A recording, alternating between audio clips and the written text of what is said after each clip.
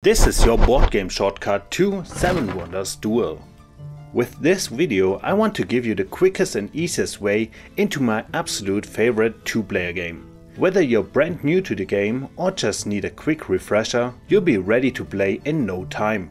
So what's the game all about? In 7 Wonders Duel, the two of you build your own civilization over the course of 3 ages by acquiring building cards, used for things like scientific research, resource production, trade and commerce, and military strength. What you focus on is entirely up to you and your available options. There are several paths to victory, and some of them can end the game early. For example, you can crush your opponent with military power by building up lots of red military cards.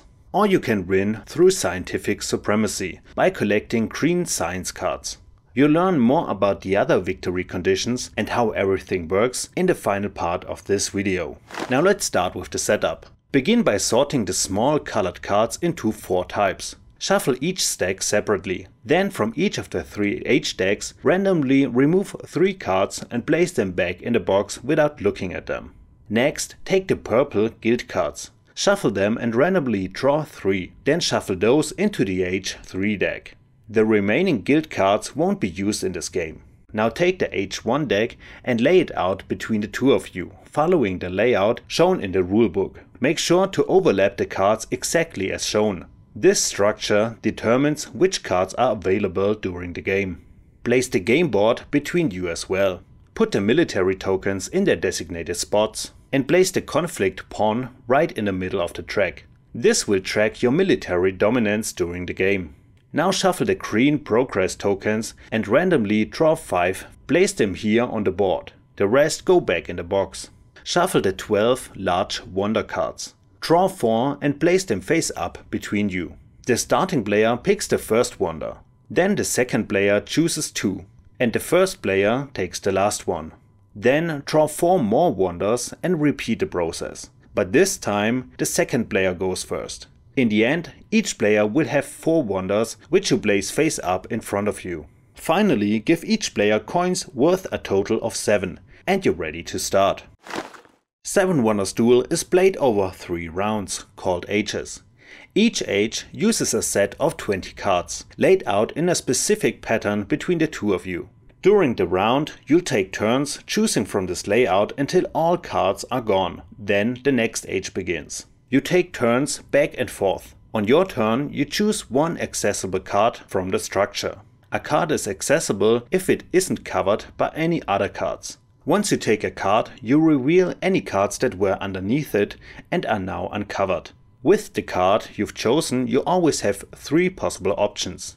You can construct a card as a building, adding it to your play area to develop your city. The second option is you can discard the card to gain coins. And finally, you can use the card to build a wonder.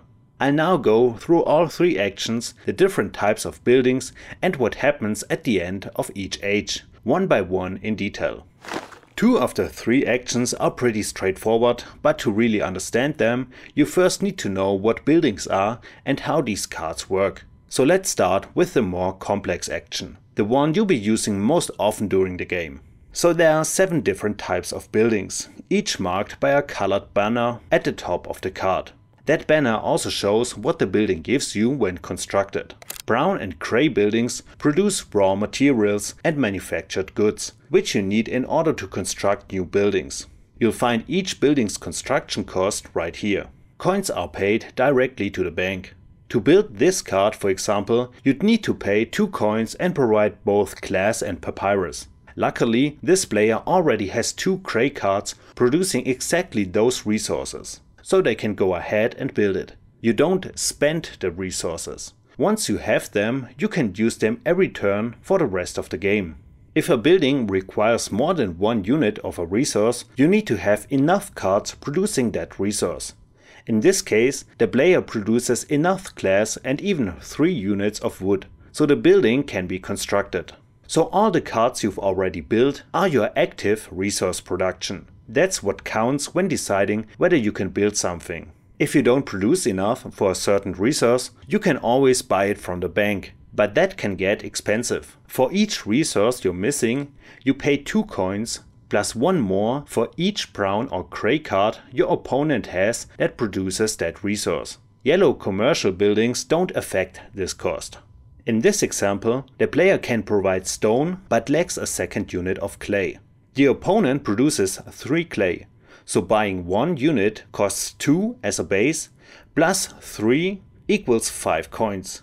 If both clay were missing, the total cost would be 10 coins just to cover the clay requirement. Sometimes you don't need to pay any coins or resources at all, if you've already built a specific linked building. In this case, the player has the theater, which lets them build the statue for free. You can spot these links by the white symbol in the banner. Later, the statue will in turn let them build the gardens for free. And if a card shows no cost at all, you can build it for free, no strings attached. Yellow commercial buildings can reduce the cost of buying resources. Some of them let you purchase specific resources from the bank for just 1 coin each. So in our earlier example, instead of paying 5 coins per missing clay, the player would only pay 1 per unit, thanks to the clay reserve. Some commercial buildings also produce resources themselves, and others give you coins based on the number of a certain type of building in your city. Here the player is constructing the Chamber of Commerce, which grants 3 coins for each gray card they have. Since the player has 4 gray cards, he immediately gains 12 coins from the bank. Red military buildings and any card with a shield icon move the conflict pawn 1 space per shield toward your opponent's capital. If the pawn enters a zone with a military token for the first time, that token is removed from the board and its effect is applied. For example, 1 token will force your opponent to pay 2 coins, another 5. If he can't afford it, he simply loses all the coins he has. If the conflict pawn ever reaches your opponent's capital, you win the game immediately through military supremacy. Green science buildings give you victory points at the end of the game, but more importantly, they let you earn progress tokens, which grant you ongoing advantages. To gain a progress token, you need to collect a pair of matching science symbols. These symbols are shown on the green building cards. As soon as you complete a pair, you immediately choose one of the available progress tokens from the board. Its effect is active for the rest of the game. Including 1 token that acts as a science symbol itself, there are 7 different symbols in total. But keep in mind that some may have been removed during setup. If you manage to collect 6 different science symbols, you immediately win the game through scientific supremacy. In Age 3 you come across the 3 purple guild cards drawn randomly at the start of the game. When you build a guild, it usually gives you an immediate coin bonus and victory points at the end of the game. The number of points and coins depends on how developed or wealthy the most advanced city is in a certain category, which means you can sometimes benefit from your opponent's progress. Example, the Magistrates Guild gives the player 1 coin right away and 1 victory point at the end of the game for each blue building in the city with the most blue cards. That can be your own city or your opponent's. In this case, the opponent has 4 blue buildings while the player has only 3, so the player takes 4 coins now, and the victory point bonus will be calculated based on the final count at the end of the game. And with that, you now know how all the different building types work. If you're not sure what a symbol means, just check the rulebook. It has a clear reference for all of them. The second possible action on your turn is to gain money. When you take a card from the structure, you can choose to discard it instead of building it. If you do, you gain 2 coins from the bank, and the card goes onto the general discard pile, not into your city. It doesn't matter what kind of card it is, you always get 2 coins by default. You can increase this amount if you have yellow commercial buildings. For each yellow card in your city, you gain 1 additional coin when discarding a card for money. The third action you can take on your turn is to build one of your 4 wonders. Just like with any other action, you start by taking a card from the structure. The type of card doesn't matter, because when building a wonder you're not using the card itself. You're simply paying the cost shown on the wonder of your choice. The payment works the same way as with buildings, using your resources, coins or both. Then you slide the card you took from the structure face down and slightly offset underneath your wonder card. This shows that the wonder has been constructed. On the right hand side of each wonder you can see its effects. This might include resources, victory points, moving the conflict pawn forward, destroying opponent cards, gaining progress tokens, coins and more. Only 7 wonders can be built in a single game. So once the 7th wonder has been constructed, the player who still has an unbuilt wonder removes it from the game. It can't be built anymore.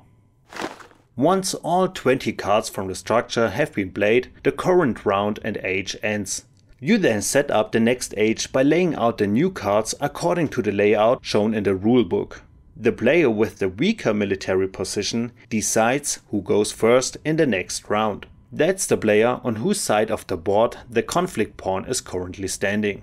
If the conflict pawn is exactly in the middle, the player who took the last turn in the previous age chooses who starts the new one.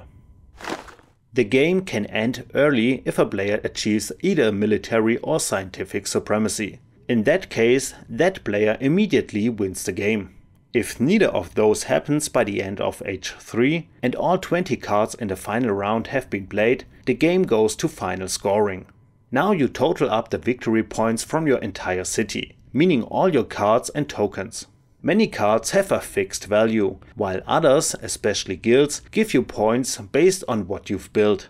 You also score points based on the position of the conflict pawn. In this example it's worth 5 points.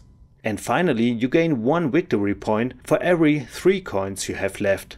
If there's a tie, the player with the most points from blue civilian cards wins. If it's still a tie after that, you share the victory.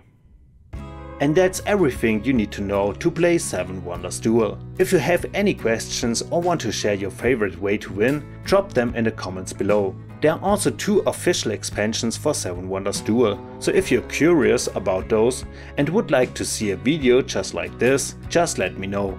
If this video helped you, feel free to give it a like and maybe subscribe so you can find it again later and catch future videos when they're out. Now thanks for watching and enjoy your next duel.